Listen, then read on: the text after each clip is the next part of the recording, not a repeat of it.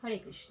আজ অধ্যয়ন করব শ্রীমদ্ ভগবদ গীতা, যথাযথ প্রথম অধ্যায় বিষাদ যোগ।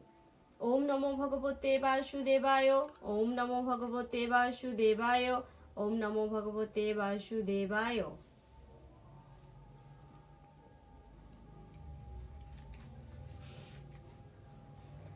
শ্লোক নম্বর 25। ভীষ্মদ্রোণ প্রমুখত সর্বেষাং চ মোহিক্ষিতম উবাচ পার্থ পশ্যেতান সমবেতান কুরুন ইতি। অনুবাদ: ভীষ্ম, দ্রোণ প্রমুখ পৃথিবীর অন্য সমস্ত নৃপতিদের সামনে ভগবান ঋষিকেশ বললেন, হে পার্থ, এখানে সমবেত সমস্ত কৌরবদের দেখো। তাৎপর্য: জীবসমূহের পরমাত্মা রূপে শ্রীকৃষ্ণ বুঝতে পেরেছিলেন অর্জুনের মনে কি হচ্ছিল।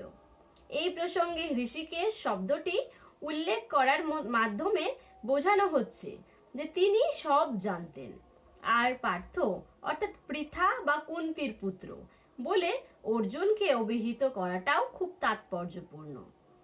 সখারূপে তিনি অর্জুনকে জানতে চেয়েছিলেন যে যেহেতু অর্জুন তার পিতা বসুদেবের ভগ্নী পৃথার পুত্র, তাই তিনি তার রথের সারথি হতে সম্মত হয়েছিলেন।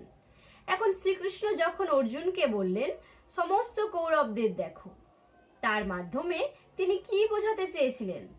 অর্জুন কি যুদ্ধ না করে সেখানেই ক্ষান্ত হতে চেয়েছিলেন?